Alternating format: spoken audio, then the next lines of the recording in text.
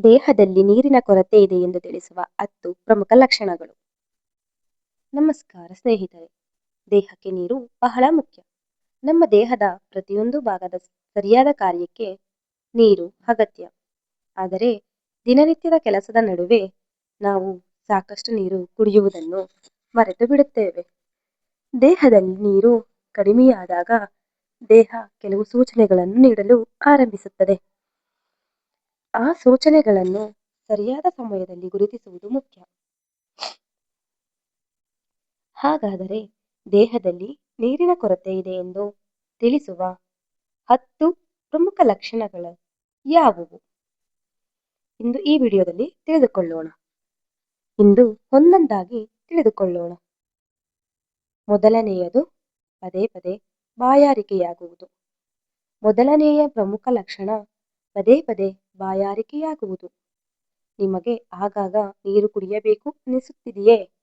ಅದು ದೇಹಕ್ಕೆ ದ್ರವದ ಅಗತ್ಯವಿದೆ ಎಂಬ ಸೂಚನೆಯಾಗಿರಬಹುದು. ವಿಶೇಷವಾಗಿ ಬಿಸಿಲಿನಲ್ಲಿ ಹೆಚ್ಚು ಸಮಯ ಕಳೆಯುವಾಗ ಬಾಯಾರಿಕೆ ಹೆಚ್ಚಾಗಬಹುದು. ಹೀಗಾಗಿ ಬಾಯಾರಿಕೆಯನ್ನು ನಿರ್ಲಕ್ಷ್ಯ ಮಾಡಬೇಡಿ. ನಿಯಮಿತವಾಗಿ ನೀರು ಕುಡಿಯುವ ಅಭ್ಯಾಸ ಮಾಡಿಕೊಳ್ಳಿ. ಎರಡನೆಯದು ಮೂತ್ರದ ಬಣ್ಣ ಗಾಢವಾಗುವುದು. ಎರಡನೆಯ ಲಕ್ಷಣ ಮೂತ್ರದ ಬಣ್ಣ ಗಾಢವಾಗುವುದು.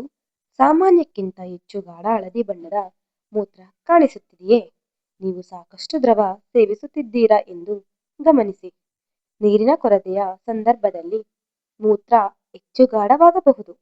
ಆದರೆ ಕೆಲವು ಆಹಾರಗಳು, ವಿಟಮಿನ್ಗಳು ಮತ್ತು ಔಷಧಿಗಳಿಂದಲೂ ಮೂತ್ರದ ಬಣ್ಣ ಬದಲಾಗಬಹುದು.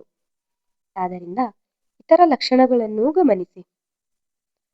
ಮೂರನೆಯದು ಮೂತ್ರ ಕಡಿಮೆಯಾಗುವುದ ಮೂರನೆಯ ಲಕ್ಷಣ ಸಾಮಾನ್ಯಕ್ಕಿಂತ ಕಡಿಮೆ ಮೂತ್ರ ವಿಸರ್ಜನೆಯಾಗುವುದು.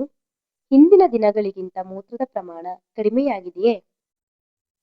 ಅದಕ್ಕೆ ನೀರಿನ ಕೊರತೆಯೂ ಒಂದು ಕಾರಣವಾಗಿರಬಹುದು. ದೇಹದಲ್ಲಿ ನೀರು ಕಡಿಮೆಯಾದಾಗ ದೇಹ ತನ್ನಲ್ಲಿರುವ ದ್ರವವನ್ನು ಉಳಿಸಿಕೊಳ್ಳಲು ಪ್ರಯತ್ನಿಸುತ್ತದೆ. ಆದ್ದರಿಂದ ಮೂತ್ರದ ಪ್ರಮಾಣ ಕಡಿಮೆಯಾಗಬಹುದು. ಇದು ನಿರಂತರವಾಗಿದ್ದರೆ ವೈದ್ಯರ ಸಲಹೆ ಪಡೆಯುವುದು ಉತ್ತಮ. ನಾಲ್ಕನೆಯದು ಬಾಯಿ ಒಣಗುವುದು. ನಾಲ್ಕನೆಯ ಲಕ್ಷಣ ಬಾಯಿ ಒಣಗುವುದು. ಬಾಯಿ ಪದೇ ಪದೇ ಒಣಗುತ್ತಿದೆಯೇ? ನಾಲಿಗೆ ಒಣಗಿದಂತೆ ಅನಿಸುತ್ತಿದೆಯೇ? ತುಟಿಗಳು ಒಣಗಿ ಬಿರುಕು ಬಿಡುತ್ತವೆಯೇ? ಇವು ದೇಹದಲ್ಲಿ ದ್ರವದ ಕೊರತೆ ಇದೆಯೊಂದಿಗೆ ಕಾಣಿಸಿಕೊಳ್ಳಬಹುದು. ಆದರೆ ಬಾಯಿ ಒಣಗಲು ಬೇರೆ ಕಾರಣಗಳೂ ಇರಬಹುದು. ಹೀಗಾಗಿ ಸಮಸ್ಯೆ ಪದೇ ಪದೇ ಕಂಡುಬಂದರೆ ವೈದ್ಯರನ್ನು ಸಂಪರ್ಕಿಸಿ. ಐದನೆಯದು ತಲೆನೋವು. ಐದನೆಯ ಲಕ್ಷಣ ತಲೆನೋವು. ಕೆಲವರಿಗೆ ದೇಹದಲ್ಲಿ ನೀರು ಕಡಿಮೆಯಾದಾಗ ತಲೆನೋವು ಕಾಣಿಸಿಕೊಳ್ಳಬಹುದು. ವಿಶೇಷವಾಗಿ ಬಿಸಿಲಿನಲ್ಲಿ ಹೆಚ್ಚು ಸಮಯ ಕಳೆದ ನಂತರ ತಲೆನೋವು ಕಾಣಿಸಿಕೊಂಡರೆ ದೇಹಕ್ಕೆ ವಿಶ್ರಾಂತಿ ನೀಡಿ ದ್ರವ ಸೇವನೆಗೆ ಗಮನ ಕೊಡಿ. ಆದರೆ ಪ್ರತಿಯೊಂದು ತಲೆನೋವಿಗೂ ನೀರಿನ ಕೊರತೆಯೇ ಕಾರಣ ಎಂದು ಭಾವಿಸಬೇಡಿ.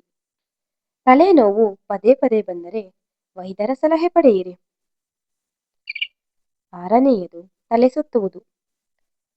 ತಲೆ ಸುತ್ತುವುದು ಆರನೆಯ ಲಕ್ಷಣ. ತಲೆ ಸುತ್ತುವುದು. ನಿಂತಾಗ ತಲೆ ಸುತ್ತುತ್ತಿದೆಯೇ? ದೇಹ ದುರ್ಬಲವಾಗಿರುವಂತೆ ಅನಿಸುತ್ತಿದೆಯೇ?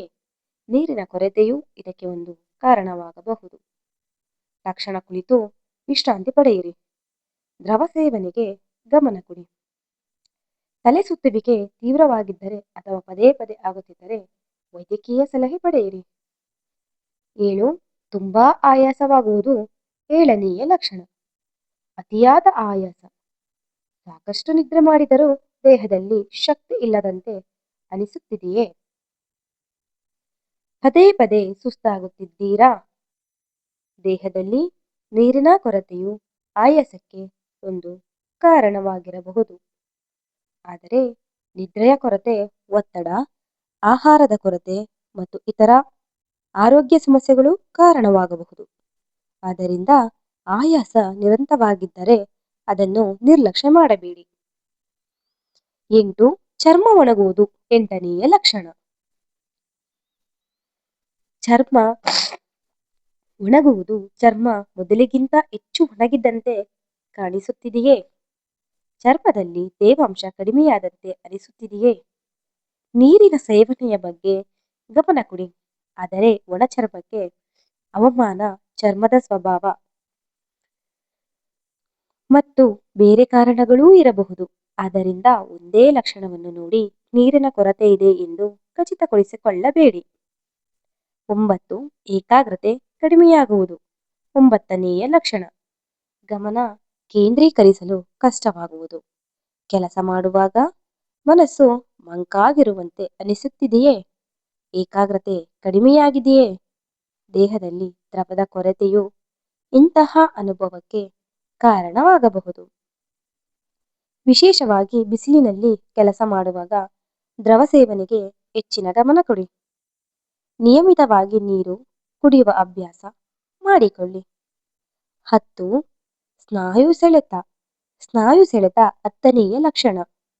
ಸ್ನಾಯುಗಳಲ್ಲಿ ಸೆಳೆತ ಹೆಚ್ಚು ವ್ಯಾಯಾಮ ಮಾಡಿದ ನಂತರ ಅಥವಾ ಹೆಚ್ಚು ಬೆವರು ಬಂದ ನಂತರ ಸ್ನಾಯುಗಳಲ್ಲಿ ಸೆಳೆತ ಕಾಣಿಸಿಕೊಳ್ಳಬಹುದು. ದೇಹದಿಂದ ನೀರಿನ ಜೊತೆಗೆ ಕೆಲವು ಎಲೆಕ್ಟ್ರೋಲೈಟ್ಗಳು ಕಡಿಮೆಯಾಗಬಹುದು.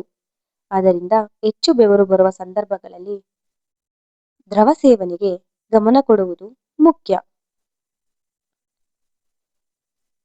ಸ್ನಾಯು ಸೆಳೆತ ಪದೇ ಪದೇ ಕಂಡುಬಂದರೆ ವೈದ್ಯರ ಸಲಹೆ ಪಡೆಯಿರಿ. ನೀರಿನ ಕೊರತೆ ಆಗದಂತೆ ಏನು ಮಾಡಬೇಕು? ಬಾಯಾರಿಕೆ ಬಂದಾಗ ಮಾತ್ರ ನೀರು ಕುಡಿಯುವ ಅಭ್ಯಾಸ ಮಾಡಿಕೊಳ್ಳಬೇಡಿ. ದಿನವಿಡೀ ನಿಯಮಿತವಾಗಿ ದ್ರವ ಸೇವಿಸುವ ಅಭ್ಯಾಸ ಬೆಳೆಸಿಕೊಳ್ಳಿ. ಬಿಸಿಲಿನಲ್ಲಿ ಹೆಚ್ಚು ಸಮಯ ಕಳೆಯುವಾಗ ಹೆಚ್ಚು ದ್ರವದ ಅಗತ್ಯವಾಗಬಹುದು. ವ್ಯಾಯಾಮ ಮಾಡುವಾಗಲೂ ದ್ರವ ಸೇವನೆಗೆ ಗಮನ ಕೊಡಿ. ಹಣ್ಣುಗಳು ಮತ್ತು ತರಕಾರಿಗಳಲ್ಲಿಯೂ ನೀರಿನ ಅಂಶ ಇರುತ್ತದೆ. ಆದ್ದರಿಂದ ಆರೋಗ್ಯಕರ ಆಹಾರವನ್ನು ಸೇವಿಸಿ. ಆದರೆ ಎಲ್ಲರಿಗೂ ಒಂದೇ ಪ್ರಮಾಣದ ನೀರು ಬೇಕು ಎಂಬ ನಿಯಮವಿಲ್ಲ. ವಯಸ್ಸು, ದೇಹದ ಗಾತ್ರ, ಹವಾಮಾನ, ದೈಹಿಕ ಚಟುವಟಿಕೆ ಮತ್ತು ಆರೋಗ್ಯ ಸ್ಥಿತಿಯ ಆಧಾರದ ಮೇಲೆ ದ್ರವ್ಯದ ಅಗತ್ಯ ಬದಲಾಗಬಹುದು. ಮುಖ್ಯವಾಗಿ ನೆನಪಿಟ್ಟುಕೊಳ್ಳಿ, ನೀರಿನ ಕೊರತೆಯ ಲಕ್ಷಣಗಳನ್ನು ನಿರ್ಲಕ್ಷ್ಯ ಮಾಡಬೇಡಿ. ತೀವ್ರ ತಲೆ ಸುತ್ತುವಿಕೆ, ಗೊಂದಲ, ಮೂರ್ಛೆ ಅಥವಾ ಮೂತ್ರ ಬಹಳ ಕಡಿಮೆಯಾಗುವುದು ಇಂತಹ ಗಂಭೀರ ಲಕ್ಷಣಗಳು ಕಂಡುಬಂದರೆ ತಕ್ಷಣ ವೈದ್ಯಕೀಯ ನೆರವು ಪಡೆಯಿರಿ. ಈ ಮಾಹಿತಿಯನ್ನು ನಿಮ್ಮ ಕುಟುಂಬದವರಿಗೂ ಶೇರ್ ಮಾಡಿ. ಆರೋಗ್ಯದ ಬಗ್ಗೆ ಇನ್ನಷ್ಟು ಉಪಯುಕ್ತ ಮಾಹಿತಿಗಾಗಿ Divya's books of knowledge channel ಅನ್ನು ಸಬ್ಸ್ಕ್ರೈಬ್ ಮಾಡಿ. ವಿಡಿಯೋ ಇಷ್ಟವಾದರೆ ಲೈಕ್ ಮಾಡಿ. ನಿಮ್ಮ ಸ್ನೇಹಿತರು ಮತ್ತು ಕುಟುಂಬದವರಿಗೂ ಈ ವಿಡಿಯೋವನ್ನು ಶೇರ್ ಮಾಡಿ. ಆರೋಗ್ಯವಾಗಿರಿ, ಸಂತೋಷವಾಗಿರಿ. ಧನ್ಯವಾದಗಳು. ದಿವ್ಯಾಸ್ ಬುಕ್ಸ್ ಆಫ್ ನಾಲೆಡ್ಜ್ ಪೇಜನ್ನು ಸಬ್ಸ್ಕ್ರೈಬ್ ಮಾಡಿ.